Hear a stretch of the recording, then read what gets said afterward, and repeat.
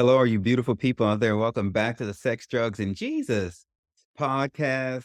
Yes, Jesus is your friend. He's my friend. And if you don't believe in anything at all, then maybe you will one day. Today, I have with me Dr. Lisa Smith. She's an author, an advocate, and professor. This woman has over 20 years of experience as a counselor and a hypnotherapist.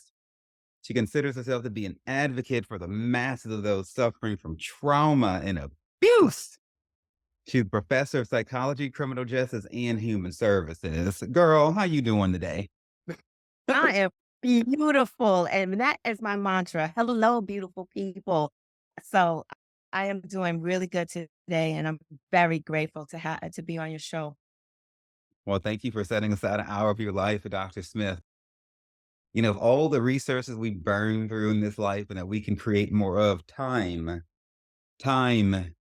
is one of those things that we just can't get back any more of. And so for you to set aside an hour of your irreversible resource, irreplenishable resource with little old me, it is not taken for granted. I appreciate you immensely.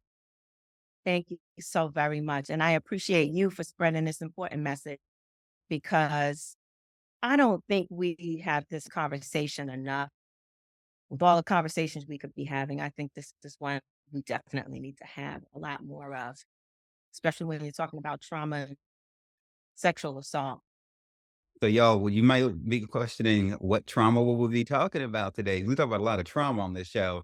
So today we're talking about sexual victimization of everybody from little childrens all the way up to old people. Before we hopped on this Zoom meeting, Dr. Smith was telling me about the sexual assault of elders. Like in her state, she's in Florida. And I was like, okay, well, fuck, I never thought about people trying to like do sexual things to incapacitated old people. But we're going to talk about that, later on here.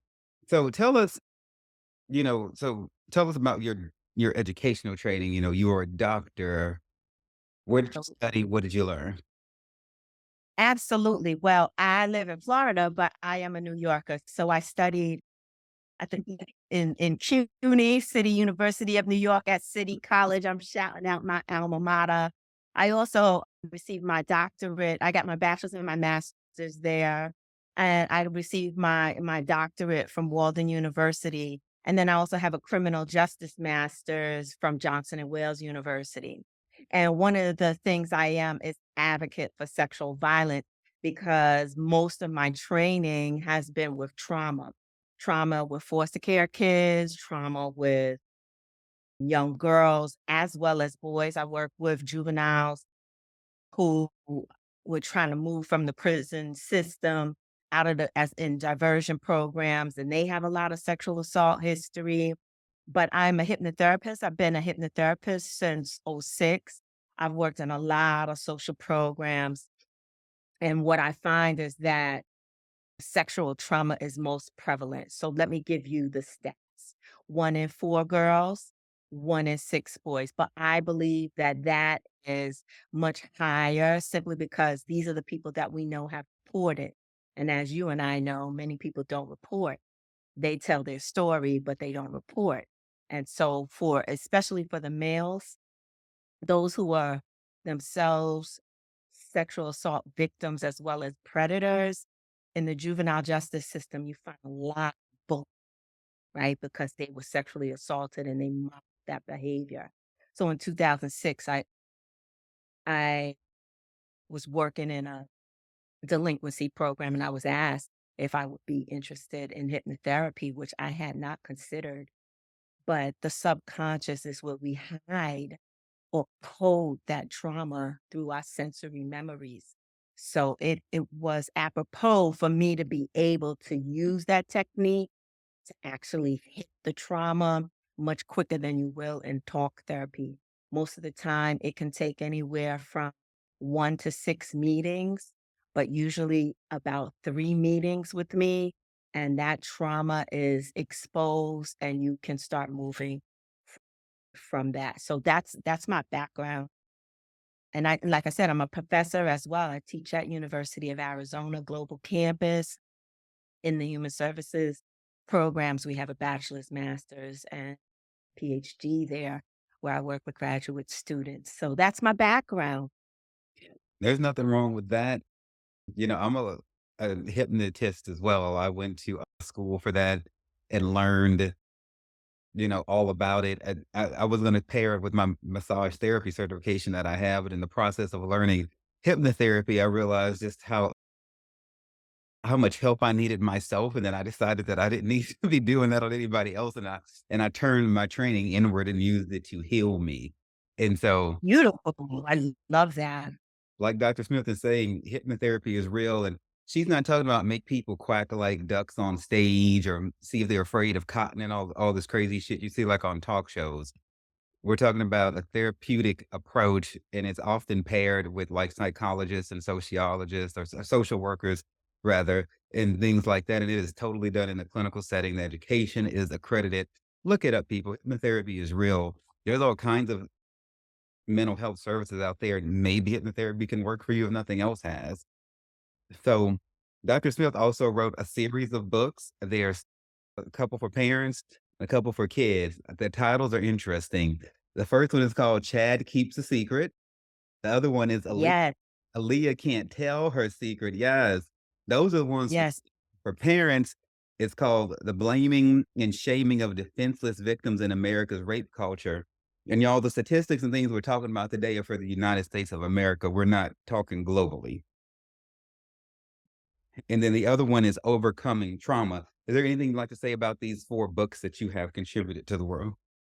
absolutely. So the children's books are so that we can start talking to children about sexual violence simply because most children under the age of 8 will be approached by a sex offender, and many of them don't know what to do when they're asked to keep a secret.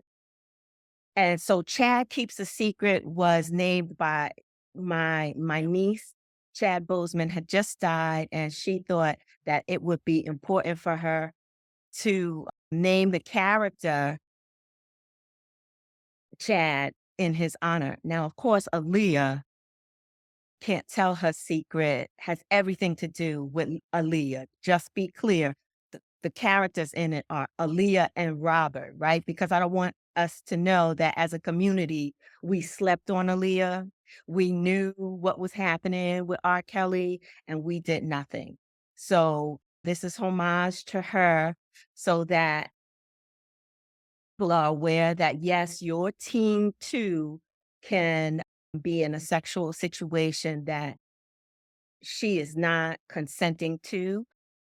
And even though we have what we call Romeo and Juliet laws, that oftentimes people are not aware that 36% of sex offenders are juveniles or they're consenting with older adults. So those are 5 to 9 year olds.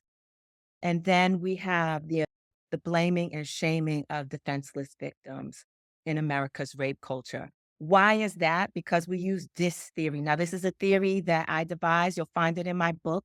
That book is specifically for parents, teachers, college students who want to know more about how we encourage rape culture in the United States, how we deny or what we call denial, which is part of DIS theory, DIIS. We deny, we do not act, which is inaction, and information suppression.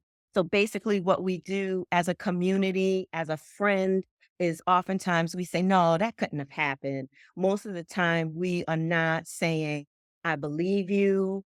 I want to help you. What can I do to help you? We deny, we don't provide action, we don't report, and then we suppress the information. So we have a large number of undetected sex offenders out and about, making their way to another vulnerable victim, whether that be a child, a teen, or an adult. So those are my books. They're available on Amazon, but they're also available on my website, which is a crime reporting website, Right to Consent. And that's the And number. that is it's the report. Yeah, and that's the number 2, and I'm gonna put her website, it's right, the number 2, consent. Com. I'm gonna put all that in the show notes along with her social media and everything like that. I'm curious, what got you particularly passionate about this subject matter? Did something happen to you when you were younger or someone you know? What sets you on this trajectory? Ironically, there are 4 girls in my family, 3 have been sexually assaulted. I have not been sexually assaulted, but when I was 9 years old, my, cousins were kidnapped and taken to Saudi Arabia because their father wanted to practice Islam from the origins. And when I saw my cousin again, she was 12 years old, she was a child bride, and she had a baby. And so for a long time, I was afraid of the Islamic faith. I didn't know much about it, but I learned a lot about what my cousin would went through. Not only was she sexually assaulted in her marriage as a child bride, but she was dom- she also faced physical violence. So, and like I said, the my quest is how do we reduce the numbers, eradicate the issue? Because that was so personal to me, and I have my other cousin who was also married at a young age, but she was able to consent, the sister of my cousin at the time. So, that for African American girl was a startling revelation, should I say, that this was accepted practice in another part of the world, and that child brides can be found in so many places in this world.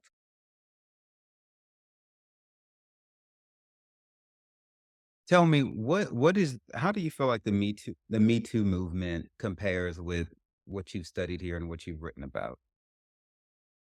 Well, I think that the Me Too movement kind of piggybacks off of what I call the Kids Too movement, because many of the young people in not young, but older people in the Me Too movement was sexually assaulted as children, as teens.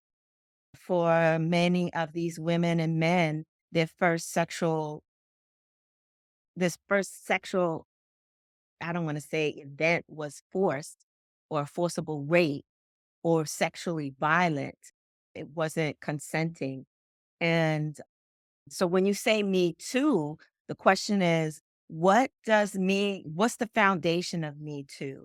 Are the women and men saying that I was a child when I was first sexually assaulted under the age of 10, right?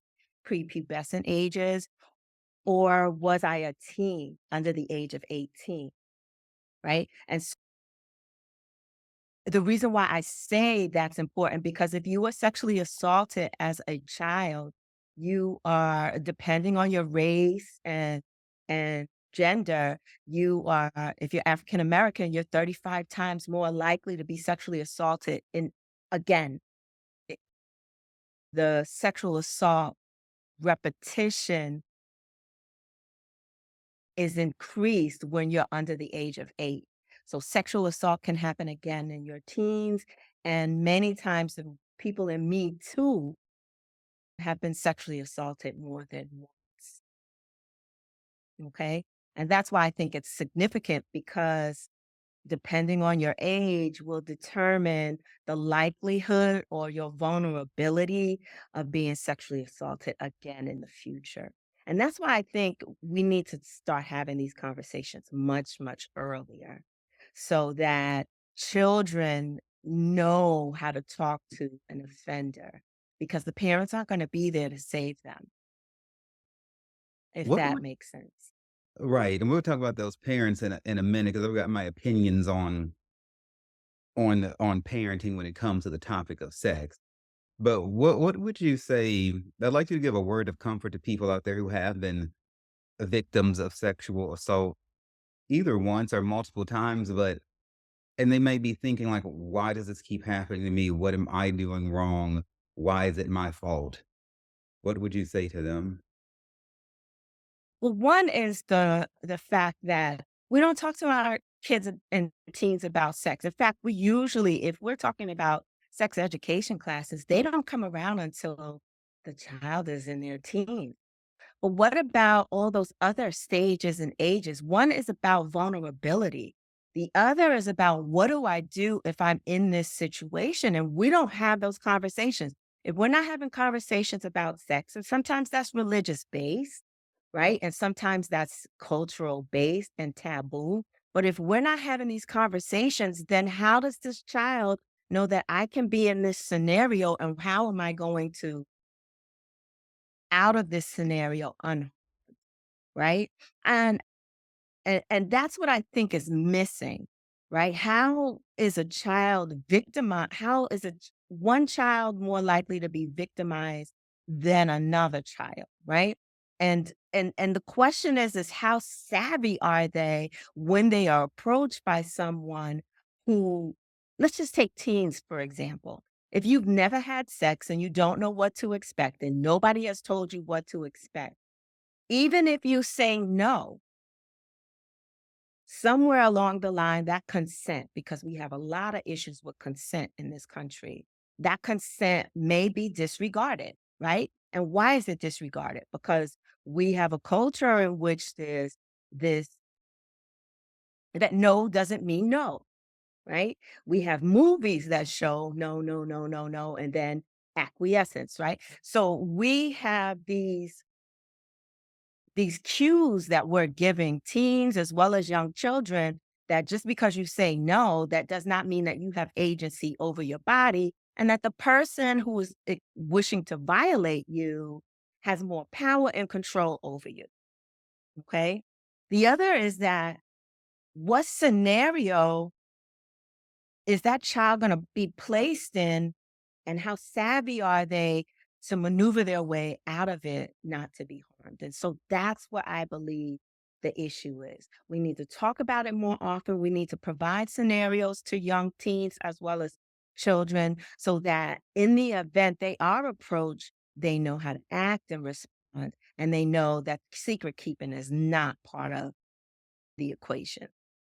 Can you give us an example, either from your experience or one of your books, as to how a child or somebody who's about to be a victim or has been can act and respond?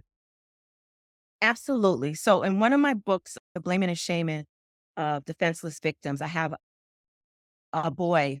At the time he was 5 years old, his cousin had approached him, 11 years old. Grandma goes to the grocery store. His cousin's supposed to be in the house, right? Because 93% of people who are most likely to victimize your child, they're known. They're acquaintance, they're a family member. And let's be clear. So he's in the home with his cousin. She's 11.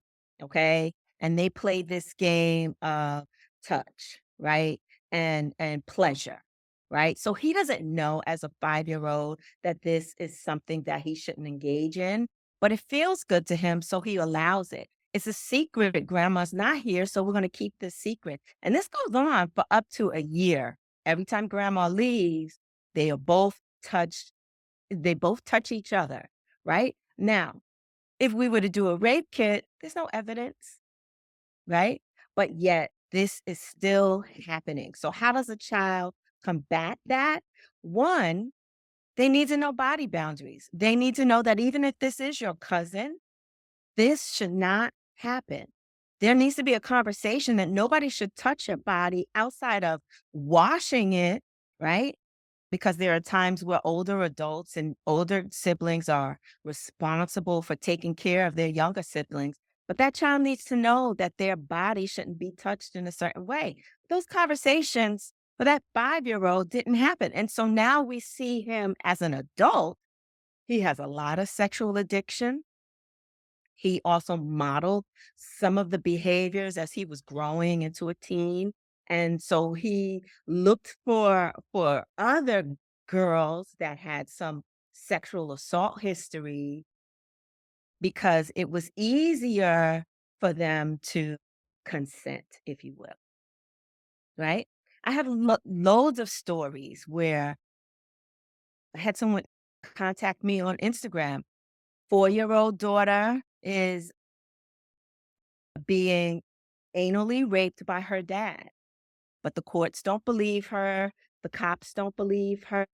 She's gone to CPS. CPS a refused to do a wellness check and a bodily check.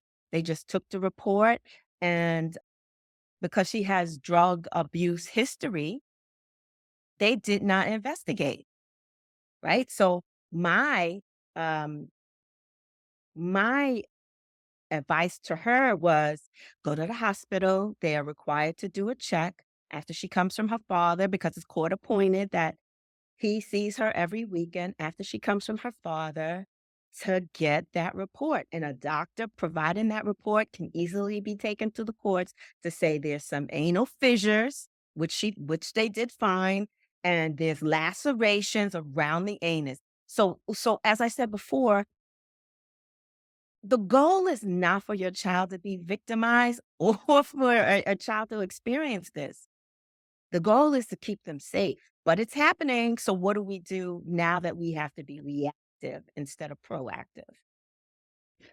Well, that brings me to my issue with parenting. So, like, growing up here in the South in good old Baton Rouge, Louisiana, they didn't talk about the S word, they didn't mention sex. They kind of left it to the church and to school, which is like nothing.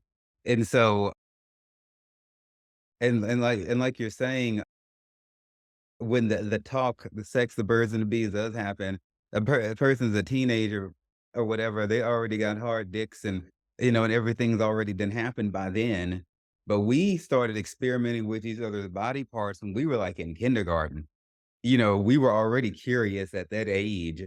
And so I learned about sex from like Red Shoe Diaries on Showtime and real, real fucking Right, sexual right. No, education, right? And so I agree with Dr. Smith. The only way to safeguard your child against a sexual predator is to establish boundaries as soon as that child is going to be being outside of your sight. Because you cannot control what the hell is going to happen to your child when they're not there. Education is the only way, and keeping that door open. The sex talk is not a one time thing. It's supposed to be an open dialogue that kid can always come back to you and be made to feel comfortable and safe and not weird. And then if something does happen, then that bridge is already built. Here in the South, it was like the big parents and the little kids. The adults over here, the kids over here, they always had this gap between us. And so I never felt like I could go to an adult with any fucking thing. And so, right. when I was 15, I was the altar boy in my church, and the choir director was like 21, 22. And he took an interest in me, and we were dating or whatever, and we'd meet in the back of church and make out. The adults, I guess, acted like they didn't know or whatever. And this went on for months. And he was running around trying to intentionally give people HIV, AIDS, is what he was doing. And so, Wow. as an adult looking back on it, and it had to be fucking clear. I'm like, why the fuck didn't any of the adults in this church say anything? They just let this 22-year-old man do whatever the fuck he wanted to with my 15-year-old ass. First, can I bring my criminal justice background in here? First, first, they are equally as liable nowadays. Now that the laws are changing, parents as well as guardians are starting to be held accountable for stuff like that. But when we talk about consent laws and age of consent and ability to consent to a certain type of sexual relationship, used to in if I'm not mistaken, in Louisiana, 14 used to be the age, but they pushed that up, if I'm not mistaken, to 16, and that it has been 16 probably for decades, right? So if you're saying that this happened at 15, that man could have, because he's a man after 21, after 18, right? That man could be responsible. And many of the laws now are changing that they are allowing people to report abuse that was depending on the age, of course. If you were a child, you have a lifetime of reporting. But if you were like you a teen, usually some only allow 10 years, some might allow 25 years. It depends on the state, if that makes sense. So that's my criminal justice history. But the fact what I need the people out there to know is most of the community knows the sexual predator and knows the sex offender, right? And I'll just throw a question out there. Which one of your family members was suspect that your mama told you stay away from, right? Stay away from him or her because they up to no good, right? Most of the time the community knows first.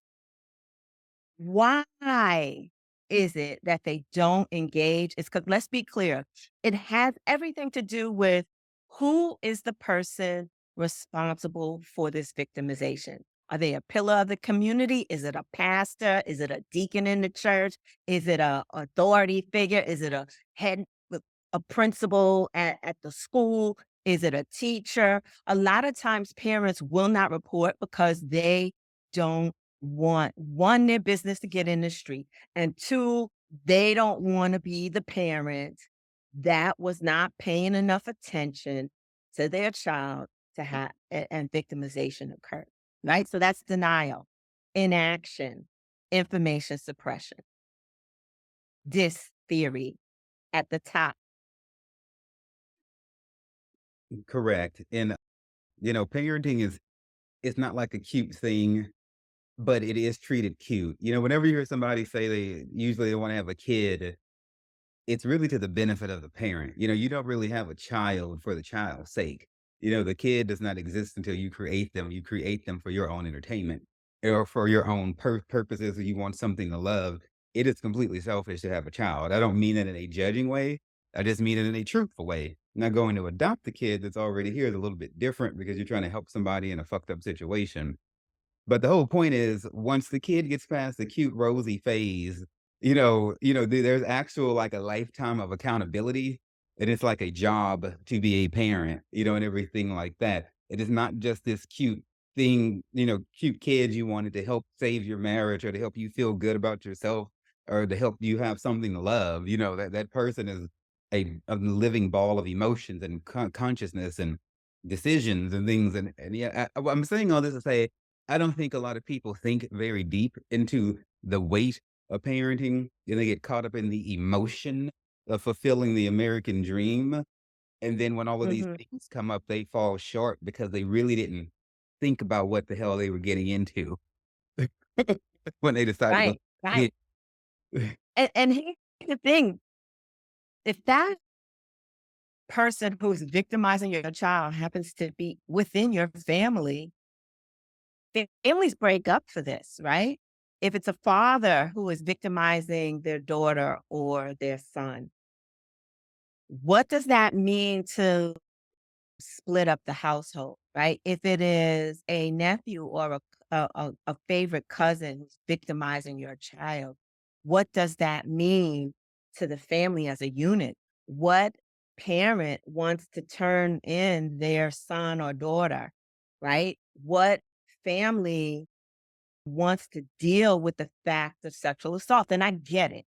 However, I'll give you another case. Girl is 16 years old. She's in her aunt's house. Her family is there because they lost housing. And it's not uncommon for aunts and uncles and nieces and nephews and cousins to be living in the same house at grandma's.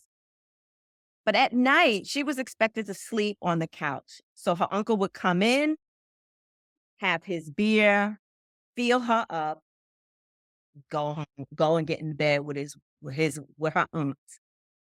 And her mom slept in another room with her younger siblings, and that was a every night occurrence. But when she brought it to me, I'm a mandatory reporter, so I have to report this. One of the first things I do is contact her mom, and her mom cusses me out. Imma make her lose her housing, her sister's not gonna talk to her anymore, and me, the counselor, is gonna cause her to be out on the street. I can't tell you how many times people have cussed me out to keep their child safe. I've had a father tell me he was gonna come up to my job and whip my ass, and he don't know me because 'cause I'm like, "Listen, I'll give you what you're looking for. I get off at 5 o'clock, and I have no problem meeting you, and I don't suck bullies. I'm sorry. I do not suck bullies. I ain't your wife, and I ain't scared of you. And yes, I will report this, but I won't be my own self either, okay? I will not be by myself. So call me again. I will give you what you're looking for." Look, she said, "He So ain't about that life. You ain't about that life." I'm not the one. Absolutely not. I know that this is a thankless job, but the question is, well, what child in your family do you want to be harmed? How do you want to mess with their sexual identity? Because let's be clear, sexual assault, I'm not talking about sexual orientation. I'm talking about sexual identity. I'm talking about the way they experience pleasure. I'm talking about the way their ideas of sex after they've been violated. I'm talking about how they feel about their own body, their own agency over their body, and how long that's going to last, right? Is it going to last into their 20s? You best believe it. Is it going to last into their 30s, their 40s, and 50s? You best believe it. We've got 60 and 70-year-olds who had sexual trauma, and I'm still the first one they told. Mm. Okay. And what did that mean for the way they received touch? Right? Did they find pleasure? Were they out of their body? Are they still numb from something that happened so many decades before? Right? That's what I mean about sexual identity. You and I, we love sex just as much as the next one because it's pleasurable and it's orgasmic. But what does that mean for a child who's just entering that sexual world and they've been violated and victimized? How will they experience sexual pleasure in the future? And why are we as a community so careless about the fact that we are creating these damaging individuals? Sexual addiction isn't a joke, but let's be clear there is a link between those who are sexually addicted and sexual assault, okay? And the way in which promiscuity plays out in their life. Is that a bomb dropper?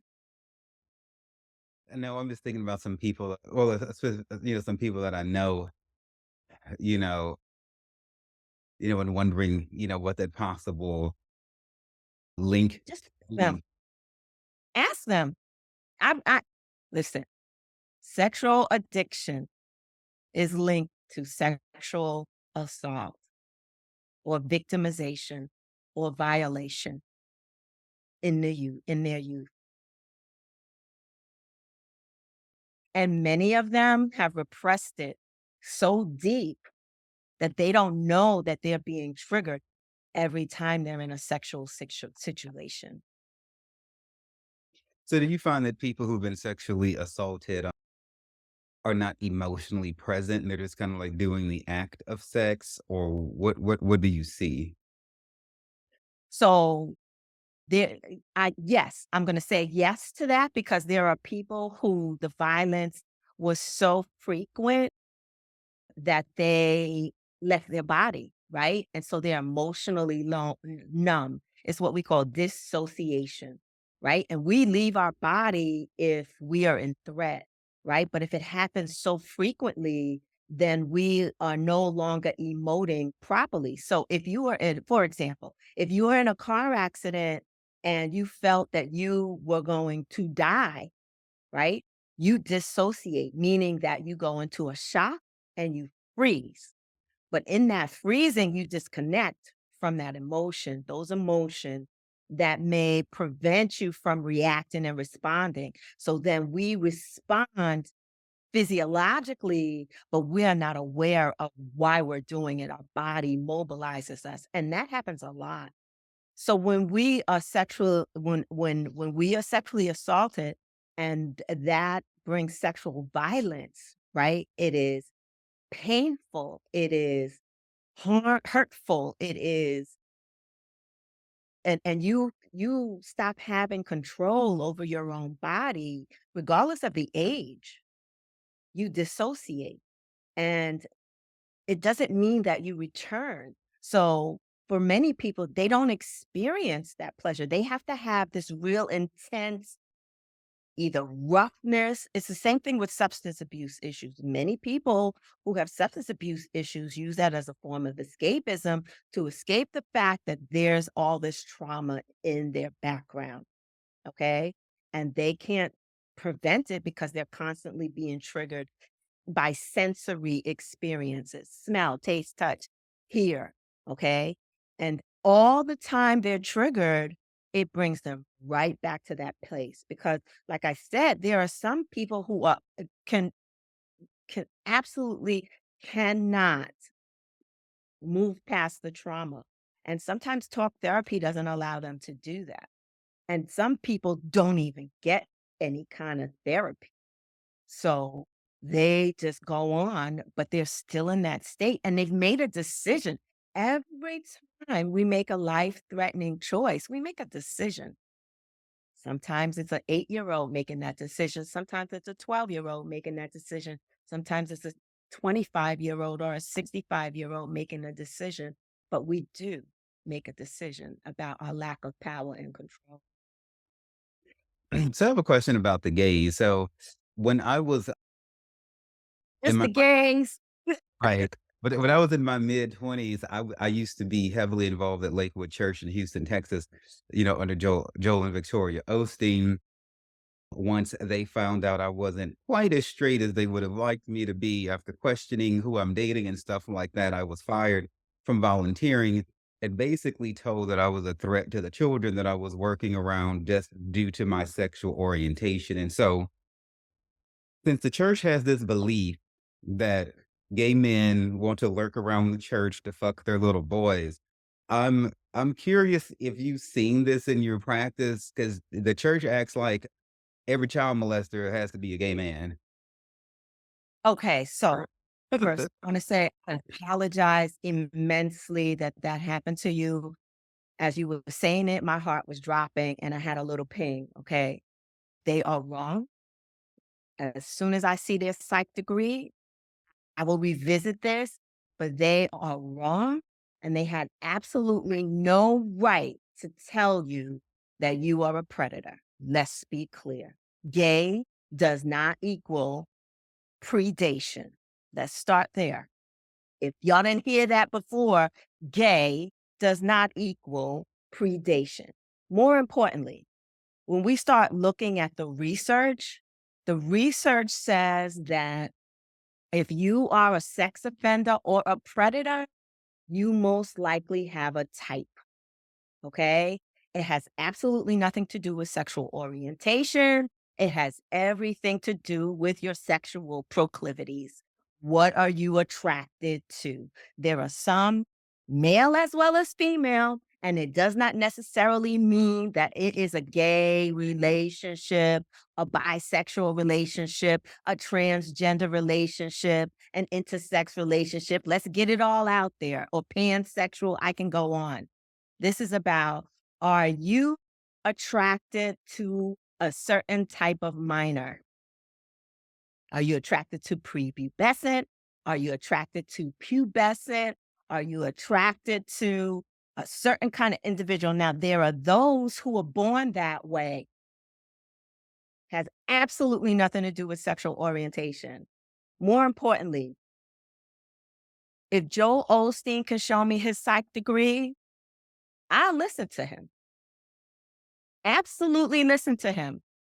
But the days of homosexuality as a disorder in error have long passed.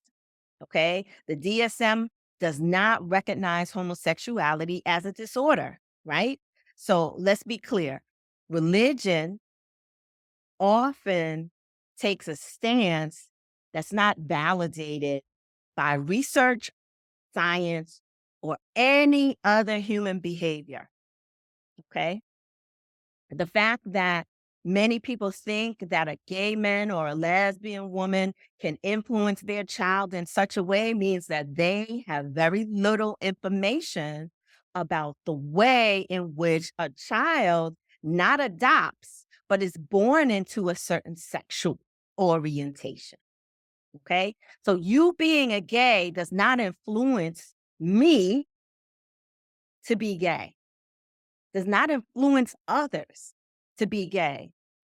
You might serve as a model, meaning that you might be someone that a young gay boy can come and talk to about experiences because they themselves are gay. Okay. But it's not to say that you would somehow, because you were interacting with this child, rub your gayness off on them, if that makes sense. Okay. It's bullshit. And, you know, when people come up with this, or when people perceive these incorrect and ignorant thoughts, it's not a threat it's not that you are a threat, it's that they are a threat because they go around preaching this to others. And it's totally and completely inaccurate. But I always tell people, well, as soon as I can see your psych degree, then I will listen to you. But outside of that, if you've sat in as many psych classes and hypnotherapy classes as I have to be, not only just to get the degrees, then you might have something to say, but I'm certain that is not going to be what they're saying. So again, I apologize for that because they are authority figures and people listen to them as if their words and thoughts are truthful and factual. Mhm. And that's bullshit. Whatever they came to you with, that's bullshit. But I tell you what, nothing in this life happens for a reason. You weren't supposed to be there. And who knows what they might call Joe Osteen and his wife in the future, right? Because oftentimes we don't see them work acting godly, but that's another show, right? That's another show. And more importantly, what would Jesus say? Jesus will probably let you through the pearly gate quicker than that he will let them through the pearly gate. And that's just my 2 cents. Hallelujah, tabernacle and praise on that one. That's all I'm gonna say. I appreciate your kind words. And when I was researching you, this word grooming kept coming up. Yeah. What does it mean in the sense of children or grooming? What is this grooming? Yes. Grooming is such a powerful word. The horrible thing is that a offender or a predator, most of the time, a predator will groom a family, meaning that they will gain your trust. And that trust can span years, right? Because one thing about offenders is they wait. They wait to build the trust between the parents so that the parents releases the child to the predator or the offender's care so they can isolate and withdraw that child so that the grooming process can start. And that basically means get the child to trust them, give the child gifts, give the child praise, attention, affection, so that the molestation and the penetration can happen. And so basically, what happens over time, and it can take days, weeks, months, is that that family trusts that predator or offender. They bring wine to the family functions. Okay. They're usually in the house. The parents trust them. And so when that predator says, let me pick your child up from soccer practice, let me pick your child up from basketball practice, let me pick your child up from Girl Scouts, there's the trust. The parent trusts them, that child's in the car. And so that predator or that offender will use touch, or they'll expose them to child pornography or naked pictures of themselves. And if that child doesn't know what to do, that offender or predator will go a little bit further. So they might touch just above the dress, just up the skirt. And if that child says nothing, then that predator or offender knows they can go a little bit farther by touching the butt. And each time they may give candy because the gifts are usually cheap. They might give kisses.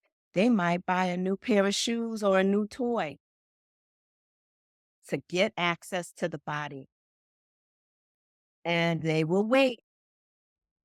And the Wait, more that child doesn't bite, the further they will go the next time. you're talking about Yes, that's grooming. hmm? That's grooming. So grooming is like hunting. This is like Yeah, an intentional perfect word. this is a hunt. Prey. They're looking for their prey. They're looking for the weakness in the family unit, and they're looking for the opportunity to isolate the child. Yes, predators know prey. Yes, they're looking for an entry point. Do Study long, study wrong. do you think that these predators are probably looking for, like, either weak-minded parents or Absolutely. Or a parent that just has too much to do. We can our culture has parents out of the house long hours at a time. Children come home sometimes to empty houses and they're governing themselves. I was a latchkey kid. My mom didn't get home till at well after 5 o'clock. Sometimes she left the house to go to work when I was getting home. So we had no one there at night. This happens often, often. Okay. Or that grandma might leave this child with that grandma might leave this child with the offender in the house. It might be a sibling, right?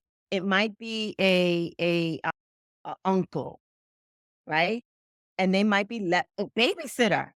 Babysitters oftentimes, and people think that because they're little boys and the babies, if the babysitter is allowing is having sex with your 10-year-old, that's sex offending. That's criminal. That's a felony. Doesn't matter that he's a little boy. It matters, is it criminal? good lord. My mind is just, like, spinning. So, let me take us back to the church. What is your opinion on the Catholic Church and these altar boys and the way they molest them?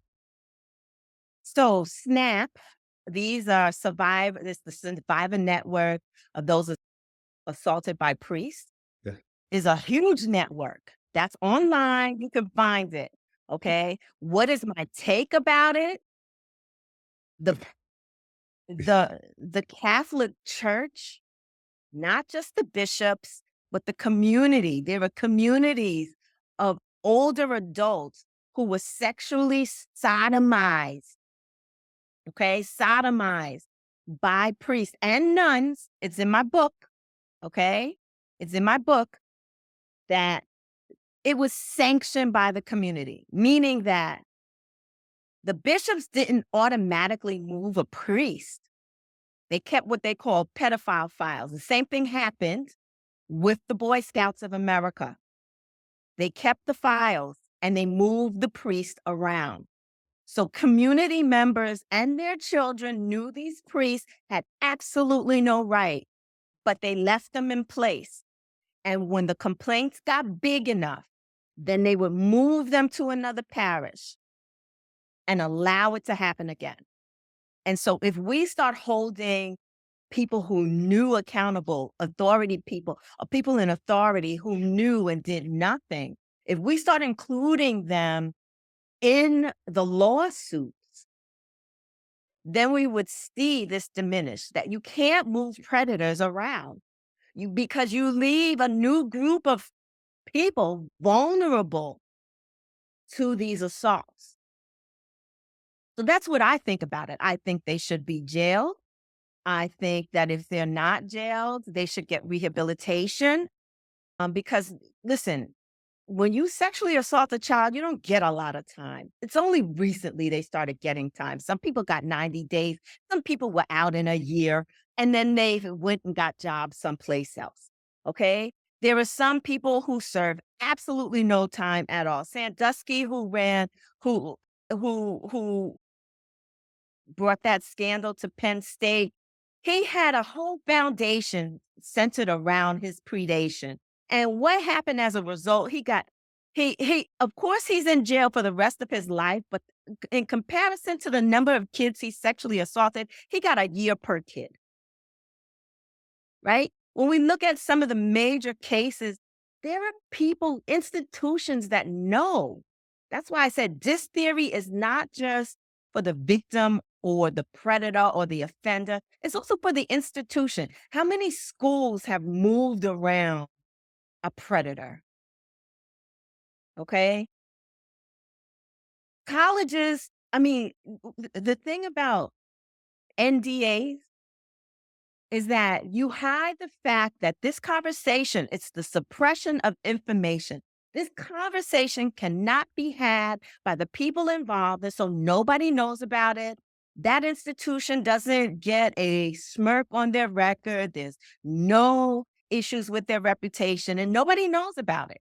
So that person gets moved to another university because if there's an NDA, that means that they can't talk about it when they're providing a reference. Okay. We engage in a lot of NDAs.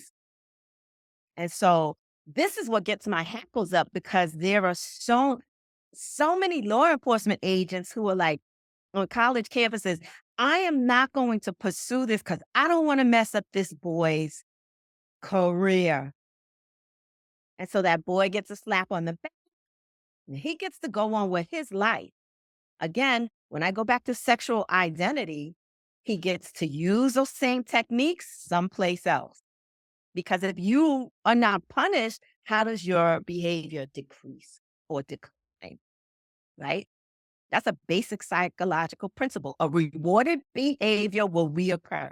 So if you don't go to jail and there's no consequence for your action, why wouldn't it reoccur? We've just rewarded you. So that's what I think about not just priests, but nuns who also engaged in this practice in Catholic schools and Boy Scouts, if you were ever in Boy Scouts, and many of these other organizations like coaches, the University of Michigan and the US Olympics. I can go on with this. NDAs lead to information suppression. Is there anything like that in the I'm gonna that is after the interview is over, I'm gonna probably have me like, I don't know, a glass of vodka or something to help this all like settle down. I didn't know much of what you're telling me today. Now let's talk about this elder abuse in Florida because this shit here, y'all, when Yes. I think about elder abuse, I was thinking maybe they were taunting them in some sort of menacing way or hitting them. It never crossed my mind that somebody would be doing something sexual to some incapacitated elderly person. What in the fuck? It happens on a great scale. So here in Florida, we have a lot of assisted living facilities. In those assisted living facilities, you can have people who can walk, those who can't. But the thing about assisted living facilities is that families often stop visiting, right? So that patient might not have anybody who comes to visit them in 6 months. Maybe one person will come once a year. And so a predator or an offender may see that as an opportunity. And um, if that elderly client is often uses a medication that keeps them in a comatose state, they are often victimized. And it happens. We know of people in comas who end up pregnant. But when we talk about elder abuse, we're talking about let's say that that client has aphasia. Aphasia means which is exactly what came out with Bruce Willis today. Aphasia means that they have trouble speaking. And if you can't understand them and someone has sexually assaulted them, they can't tell you what happened, right? Because you don't understand them, right? There are some people who can speak, but usually stroke patients, they can't speak very well. Okay. So they can't tell you that something has happened to them. Right. And so that person visits them when the staff is small and people aren't really around and paying attention, or when they're supposed to be doing something, they have access.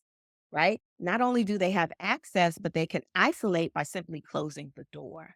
Right. By simply closing the door when there's not a lot of staff around to see what they're up to. And so that can happen with just fondling and molesting them while they're taking them to different services like getting an MRI or things like that. And that's what we're finding is taking place with elderly, right? So if it's not penetration, it's fondling and molestation, or it's, like I said, penetration and actual sex.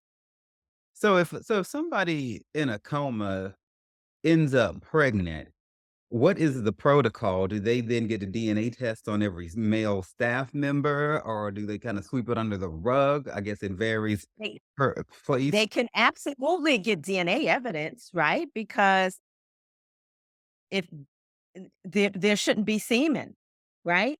They can get DNA evidence if it's happening frequently, because if it happened before, that doesn't mean it's gonna stop happening when this individual is pregnant. But more importantly, they're going to look at the people who have access.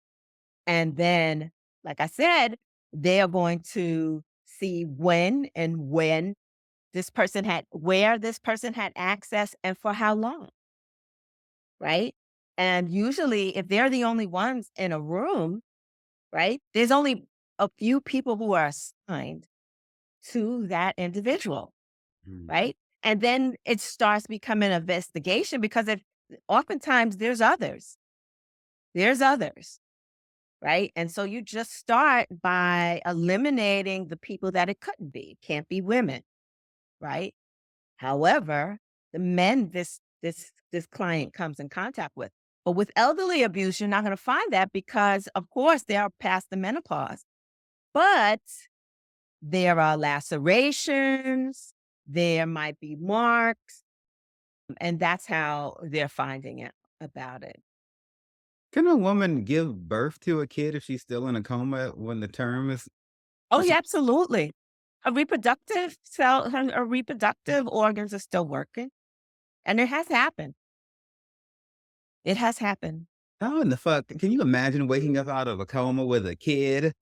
You'd be like, "Oh, hell no. Where the fuck?" I can't imagine being someone who's coming in to check to see that and finding out that this woman came in and was not pregnant, and now all of a sudden she is. Yes. And DNA nowadays, that's easy to get now. Sweet Jesus. And so, Exactly. alright, so the last thing we're gonna talk about are, like, treatments. Before we talk Yes. about treatments for the victims, I wanna talk about treatments for the perpetrators because Yes. everybody's gonna take their tiki torches out and their goddamn machetes and wanna butcher them and burn them at the cross. I leave the judgment to y'all. I fear God. I gotta stand before him myself. I am not gonna be yet another voice in the crowd saying, "Burn him at the stake," or her, because you hateful bastards got that covered. So, It's just look, it gets on my nerves, and every time there's a child molester here, when I lived in an apartment, I got sick of getting those goddamn postcards with this dude's face saying he's a molester. I'm like, "Okay, nobody's perfect. I'm not excusing what they did or allegedly did, but there's got to be some recourse, some sort of help. Everybody can be redeemed. If Jesus had a right. murderer and a thief hanging with him at Calvary, at Calvary, so at Calvary, so what hope does someone have if they have molested a child or an adult or been the perpetrator in a sexual situation? they may feel guilty, they may beat themselves up, but everybody can change. I don't care what's going on. So, what do you think? Absolutely. Absolutely. So we use several different techniques. The most severe that I believe, and some pedophiles ask for this, is medical castration. But that doesn't really solve the urge, right? That doesn't really address the attraction, right? Because there are those what we call minor attracted persons. These are people who are attracted to minors. There's that urge. Now, there are those who don't act on it. And so that's not criminal, right? That attraction is still there.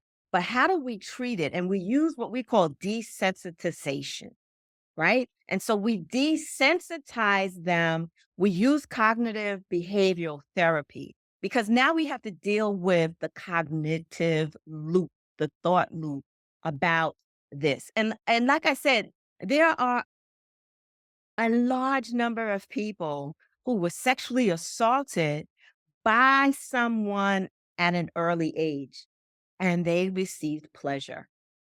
And so now that they're older, I have had people tell me, I married someone who looks just like the person who assaulted me simply because sexually they're magnetized because they were so young.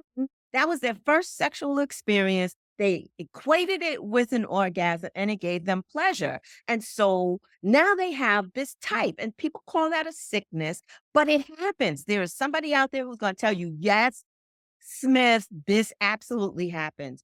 And there are those who have babies for their by their offenders. And so cognitively, we have to reduce or we have to teach them to make new decisions about their offending, right? And so, not everyone who's been sexually assaulted is a predator, an offender, or will be, but there are those who are and can be. So, we have to address the thought processes, the way in which they experience pleasure, the desensitization of that. And that could be anything, absolutely anything sensory.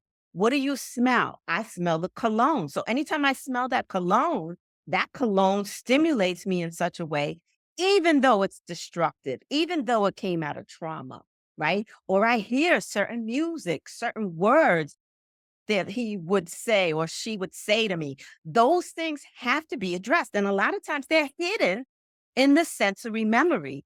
That doesn't come out during talk therapy. You have to do a series of sessions with that individual to get to that which is stuck in the subconscious. And to get to that which is stuck in the subconscious is out of your awareness. So you have to use certain techniques to do so. My, what a tangled web we weave. Yes, it absolutely is. Well, what I'm excited about is whether somebody's been a victim or they've been the perpetrator, there's help available if you want it. Absolutely, right? Because we can reduce the urges so that that person is not a criminal. But for those who have not acted on these urges, how do we reduce that cognitive loop and that physiological response? And there's ways in which we can absolutely do that. Hmm. Hold on, y'all. Help is on the way. Help on the way. Mm. So Dr. Smith's website is right2consent.com. You can find her on Facebook, the LinkedIn. TikTok, Instagram, I'm everywhere. Okay, I'm here for the TikTok. Yes. And and I'll put all this in the show notes and everything like that. So thank you so much for this deep and troubling and moving yet truthful information that you've given us today. I'm gonna have to have you back on. You can anytime you need me. Yeah, y'all. Dr. Smith is gonna be a standing guest on the Sex, Drugs, and Jesus podcast because of what a pressing issue this is. I fear that it probably won't be going away overnight. So I kind of want to stay on top of this as new information develops. We're going to be in touch with you. So are there any last words of advice or encouragement or whatever you'd like to say to the people out there? Absolutely. If you have been sexually assaulted, regardless of the age, or you are a parent and you want to educate your children, the conversation is where you start. Having the conversation and communicating. There is absolutely so many different areas. YouTube has a lot of self hypnosis for those who've been sexually assaulted. But more importantly, it was not your fault. And that self-care is so, so vital in the way you move past the trauma that you've experienced or that your child may have experienced, or if you're trying to keep your children safe. So thank you so much. I am so grateful for the opportunity to talk to you. And I just ask that if you come across someone who has been sexually assaulted, the only thing you can say is, I believe you, and how can I help? And that's the T right there, y'all. Look out for Dr. Smith being back on our show again. Thank you so much for expressing all that you have expressed today. God bless you. Thank you.